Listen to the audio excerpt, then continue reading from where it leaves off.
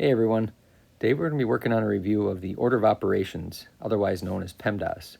And you probably remember the phrase that's used to help you remember this acronym. Please excuse my dear Aunt Sally. If you remember, P stands for parentheses, E stands for exponents, M stands for multiplication, D stands for division, A stands for addition, and S stands for subtraction.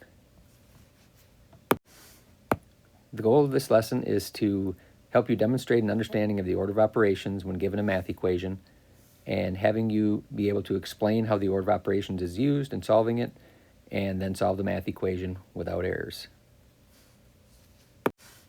What is the order of operations? The order of operations is a tool used to solve multiple step math problems. When we're working on complex problems with multiple operations, it's important that we're all using the same process and working through things in the same order so that we get the same answer. If we didn't have the order of operations, our math calculations would kind of be all over the place. It has 6 parts to it that can be memorized by the acronym that I mentioned at the beginning of the slideshow. Please excuse my dear Aunt Sally. Once again, P stands for parentheses, E stands for exponents, M stands for multiplication, D stands for division, A stands for addition, and S stands for subtraction. Parentheses are what you do first in the order of operations, and they are symbols that group together parts of an equation.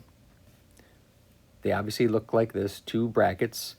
An example, we've got 1 times 2 in parentheses. That just simply means to multiply 1 times 2, and our answer would be 2. Exponents. Exponents are signified by a number or variable in superscript. So we've got a base number here, 2, with 2 in superscript, which would mean 2 squared. And in this example, we've got 1 times 2 in parentheses. So first we would multiply 1 times 2. Then we would take 2 squared, which is 2 times 2. We'd get our final answer of 4. Next is multiplication and division. Multiplication and division are included together because in the order of operations, you solve an equation for multiplication and division from left to right. So you do not have to do all of the multiplication first before doing the division. You just work from left to right and do multiplication and division in the same step. So for example, here we have 8 divided by 4 times 2. First we take 8 divided by 4 to get 2, and then we take 2 times 2 to get 4. And finally we have addition and subtraction. Addition and subtraction are placed together for the same reason that multiplication and division are, because we just do them in order from left to right. We do not have to do all the addition first and then subtraction. If we start out with subtraction, we just do the subtraction, then the addition, or whatever follows next. So in this example, we've got 8 minus 2 plus 4. So we do 8 minus 2 first, the subtraction, to get 6. And then we take 6 plus 4 to get 10. So to wrap things up, let's try an example. We've got 5 squared plus 10 over 5 times 2 minus 3.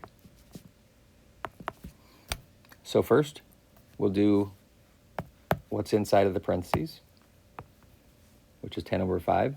And I just rewrite the whole problem so I don't lose track of my steps. So 10 over 5 is 2 times 2 minus 3. Now I do my exponent. So 5 squared is 25 plus 2 times 2 minus 3. Now I do my multiplication. So I get 25 plus 2 times 2 is 4 minus 3. And now I do my addition and subtraction. So 25 plus 4 is 29 minus 3 is equal to 26. So your assignment for today is to choose any 4 problems from the order of operations practice sheet. You can choose any 4 that you'd like, solve them, and then we'll go through the answers tomorrow.